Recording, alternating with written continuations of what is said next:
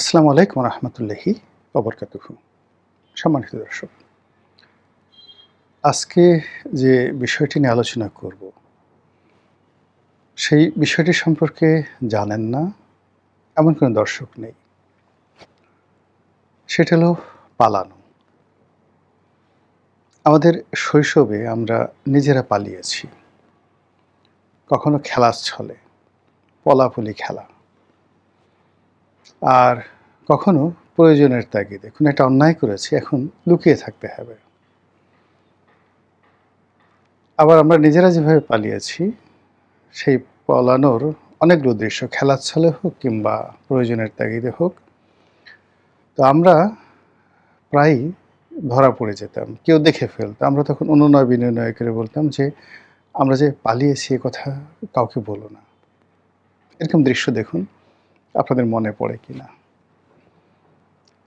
আমরা আমাদের নিজেদের বাইরে আমরা পশু, পাখি, কীট-পতঙ্গ তাদেরকেও পালাতে দেখেছি। এবং সেই পালানো আমাদেরকে ভীষণ রকম, বিশেষ করে বিড়াল, কুকুর, আমাদের যে গৃহপালিত প্রাণীগুলো তারা একটু বুদ্ধির সম্পন্ন। তো কখনো মানুষের ভয়ে, কখনো মানুষের সাথে খেলার ছলে, কখনো আপন গোত্রের অর্থাৎ এক বিড়াল আরেক বিড়ালের সঙ্গে, এক কুকুর আরেক কুকুরের সঙ্গে খেলতে গিয়ে বা অন্য যেকোনো কারণে রণভঙ্গ দিতে গিয়ে তাদেরকে কখনো পিছনে ফিরে দৌড়াতে হয়েছে, কখনো পালাতে হয়েছে। আমাদের এই সমাজে মানুষ এবং প্রাণীর মধ্যে পালানোর ক্ষেত্রে আমরা যেটিকে সবচেয়ে বেশি নম্বর দেই এবং সবচেয়ে বেশি গালাগালি করি, সেটি হলো শিয়াল, ধূর্ত শিয়াল। শিয়ালের মতো এত চমৎকার করে, এত সুন্দর করে, শৈল্পিকভাবে কেউ পালাতে পারে, এটা সাধারণত আমরা জানি না। এজন্য আমরা কাউকে যদি কখনো নেতিবাচক অর্থে কারো মেধা, কারো যোগ্যতা আমরা টিটকারি করতে চাই, কাউকে যদি আমরা ছোট করতে চাই, তাহলে তাকে আমরা শিয়ালের ধূর্ততার সঙ্গে তুলনা করি। আজকের যে শিরোনামটি দেয়া হয়েছে, সেই শিরোনামটির সঙ্গে কোনটার মিলন ঘটাবো? মানুষের পলায়ন, পশুর পলায়ন, রাজনীতিবিদ বা রাজা-বাদশাদের পলায়ন, সেগুলো? নাকি কেবলই কেন পলাবেন, কখন পলাবেন, কোথায় পালাবেন, এই বিষয়ের ব্যাখ্যাগুলো বলব। আপনাদের হয়তো প্রশ্ন আসতে পারে যে আমি এই সময়টিতে কেন হঠাৎ করে এরকম কথা বলেছি। এর আগেও পালানো নিয়ে আমি বহু লেখা লিখেছি আর বহু ভিডিও করেছি। শেখ হাসিনার জমানাতে বহুবার ভিডিও করেছি, ইউনূসের জমানাতে বহুবার ভিডিও করেছি। এই প্রথম তারেক রহমান সাহেবের জমানাতে পালানো নিয়ে ভিডিও করলাম, এই প্রথমবার। এখন প্রশ্ন হলো যে, হঠাৎ করে তারেক রহমান সাহেব বা তার সরকারের মধ্যে কি পলায়নের কোনো লক্ষণ আপনারা দেখতে পাচ্ছেন? বা ৪ মাস অতিক্রান্ত হলো, তো এই সময়ের মধ্যে হঠাৎ করে এই পালানোর কথা আসলো কেন? আপনারা লক্ষ্য করবেন যে এই কথাগুলো কিন্তু আমরা বলছি না। সরকারের বান্ধব, সরকারের আপনজন, সরকারের ভেতরের লোক, সরকারের বাইরের লোক, পার্লামেন্টের ভিতরের লোক, পার্লামেন্টের বাইরের লোক, বা যে সকল দল পার্লামেন্টে রিপ্রেজেন্ট করে তাদেরই যে সকল সদস্য পার্লামেন্টে যেতে পারেনি, বা যে সমস্ত দল বা ব্যক্তি পার্লামেন্টে গেছেন, মন্ত্রী হতে পারেননি, সরকারি ঘনিষ্ঠজন, তারপর মন্ত্রী হয়েছেন কিন্তু ক্ষমতা পাননি, তাদেরকে বঞ্চিত করা হয়েছে, একঘরে করে রাখা হয়েছে। তো এ সকল মানুষ একান্ত আলোচনায়, কখনো কখনো মিডিয়ার সামনে সরকারকে ভয় দেখানোর জন্য যার যার অবস্থান থেকে তারা বলেন যে ইন্ডিয়াতে আওয়ামী লীগ পালিয়ে গেছে, দে হ্যাভ দ্য ওয়ে, তাদের একটা পথ ছিল, তাদের একটা অবস্থান ছিল, তাদেরকে আশ্রয় দেওয়ার মতো দেশ, কাল, জাতি ছিল। কিন্তু আপনারা পালাবেন কোথায়? একটু স্মরণ করে দেখুন তো যে গত ৪ মাসে এই কথাগুলো কতবার বলা হয়েছে, কোন কোন নেতারা বলেছেন, কোন কোন দলের লোক বলেছেন। তো তারই প্রেক্ষিতে মূলত এই আজকের এই অনুষ্ঠানটি করা। আসলেই বিএনপির জন্য পালানো সত্যিকার অর্থে একটি ঝামেলার বিষয়। এবং জামাতের জন্য ঝামেলার বিষয়। কোনো কারণে গণেশ উল্টে গেলে, রাজনীতির যে পরিবেশ পরিস্থিতি তাদের বিরুদ্ধে চলে গেলে, তাদেরকে এদেশের মাটিতেই প্রতিপক্ষের হাতে লাঞ্ছিত, অপমানিত এবং আরও যে সকল দুর্ভোগ দুর্দশা রয়েছে সেগুলো পোহাতে হবে। কিন্তু আওয়ামী লীগের মতো টুস করে সীমান্ত পাড়ি দিয়ে তারা দিল্লিতে চলে যাবেন, কলকাতাতে চলে যাবেন, আগরতলা, মুর্শিদাবাদ কিংবা অন্য কোনো শহরে যাবেন ভারতের, যেটি সম্ভব নয়। তারপর তারা সীমান্ত পাড়ি দিয়ে, বঙ্গোপসাগর পাড়ি দিয়ে অন্য কোনো দেশে যাবেন, মায়ানমারে যাবেন, বাংলাদেশের গহীন অরণ্য পাড়ি দিয়ে তারা মায়ানমার হয়ে থাইল্যান্ড যাবেন, সমুদ্র পথে তারা সেই বঙ্গোপসাগর পাড়ি দিয়ে নৌকায় করে পাকিস্তানে জাহাজে উঠবেন। এটি একেবারে অসম্ভব বিষয়। তো এই কারণে কি হলো যে সরকারের যারা প্রতিপক্ষ, জামাতের যারা প্রতিপক্ষ, তারা সবসময় সরকার এবং জামাতকে ভয় দেখাচ্ছে যে আপনারা পালাবেন কোথায়। এই হলো মূল বক্তব্য। অতীতে আমাদের দেশে যে রাজনীতির সহিংসতা ছিল, মানে থিঙ্ক অ্যাবাউট দ্য চ্যাপ্টার, রাজনীতির যে অধ্যায় ছিল সেই অধ্যায়গুলোর একটা পরিণতি আমরা কল্পনা করতে পারতাম। আমাদের দেশে যেই কয়বার পট পরিবর্তন হয়েছে, সেটা ৭৫-এ বলেন, ৭৭-এ বলেন, ৮১, তারপর ৯০, ৯১, ৯৬, মানে যে কয়বারই পট পরিবর্তন হয়েছে সেই কয়বারই মানে এরকম পালানোর মতো ঘটনা ঘটেনি যেভাবে পালানো এইবার আওয়ামী লীগের ক্ষেত্রে ঘটেছে। তো সেক্ষেত্রে যেটি হচ্ছে যে আওয়ামী লীগ যেভাবে পালিয়েছে, বিএনপিকে এবং জামাতকে তাদের দুঃসময় একইভাবে পালাতে হবে। There is no way. কারণটা কি? কারণটা হলো আমাদের দেশে যখন, বা পৃথিবীর যে কোনো দেশে, সমাজে কালে একটি মন্দ রেওয়াজ চালু হয়ে যায়, সেই মন্দ রেওয়াজটা কখনো বন্ধ হয় না। ধরুন আওয়ামী লীগ কেন পালালো? প্রচণ্ড একটা ভয় তাদের মধ্যে কাজ করেছে। আওয়ামী লীগ কেন পালালো? তাদের উপর এরকম জুলুম করা হয়েছে, অত্যাচার করা হয়েছে, নির্যাতন করা হয়েছে, যেগুলো সহ্য করে তারা দেশের মাটিতে থাকতে পারেনি।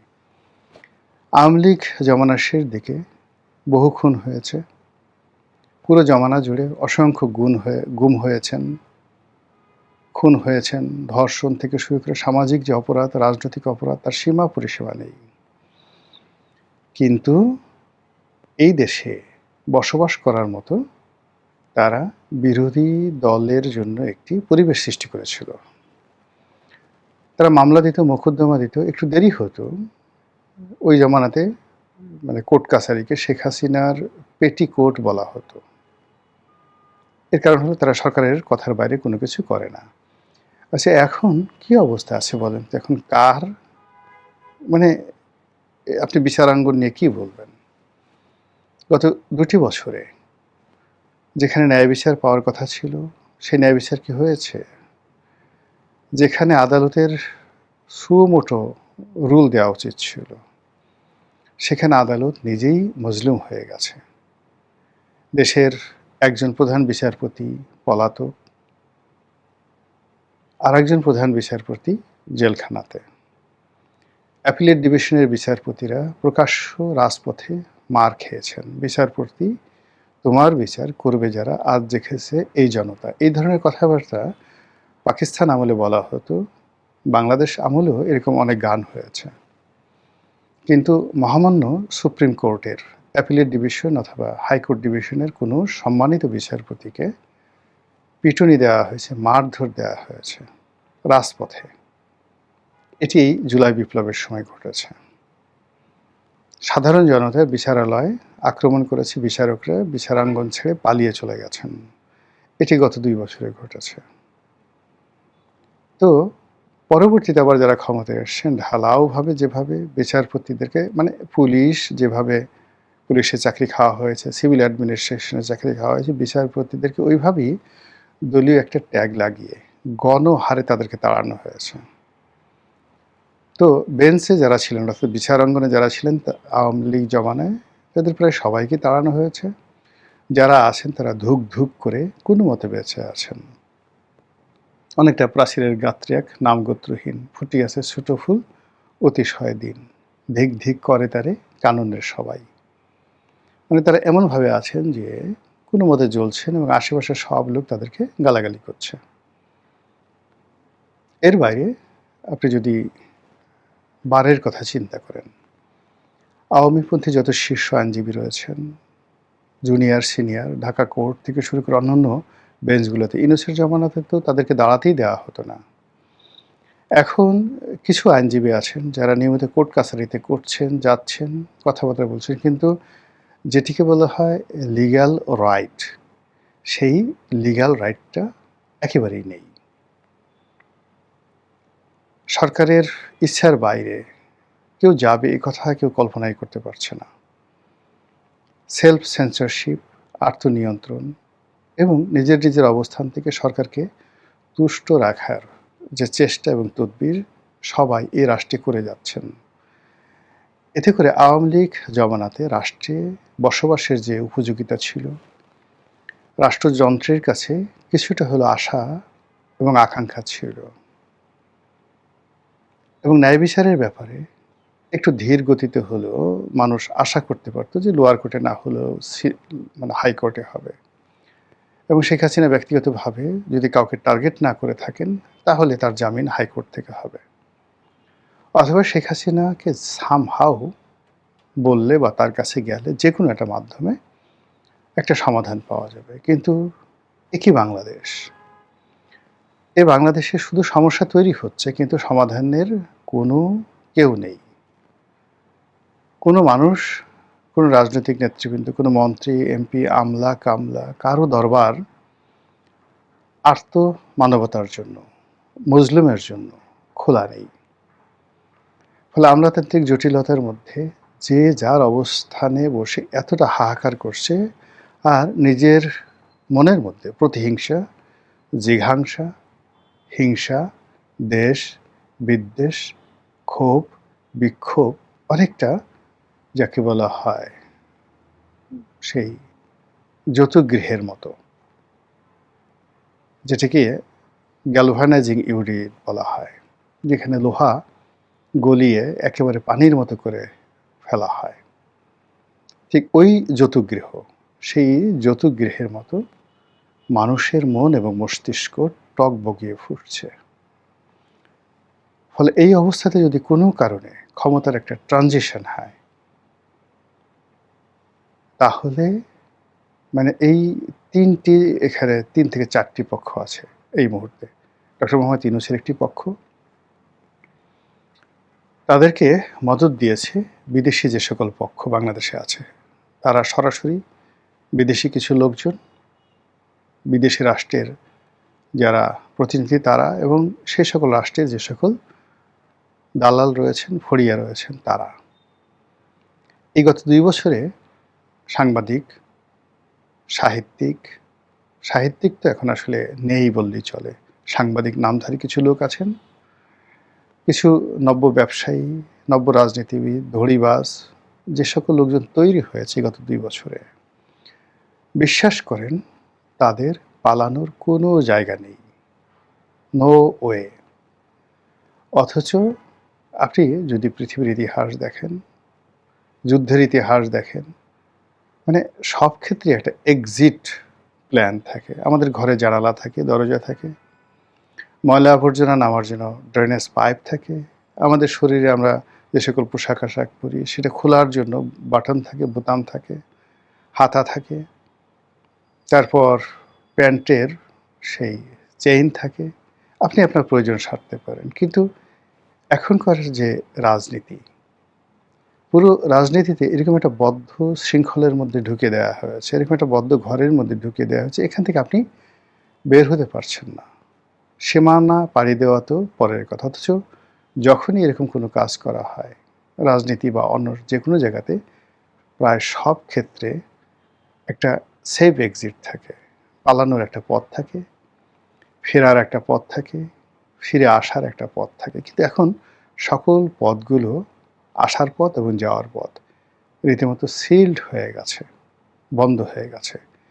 এই বন্ধ দরজা কখন কিভাবে কার জন্য খুলবে আর কার জন্য আবার নতুন করে যে দরজাগুলো রয়েছে সেগুলো বন্ধ হয়ে যাবে, সেটাই এখন দেখার বিষয়। মহান আল্লাহ আমাদের সবাইকে হেদায়েত দান করুন এবং হেফাজত করুন। আসসালামু আলাইকুম ওয়া রাহমাতুল্লাহি ওয়া বারাকাতুহু।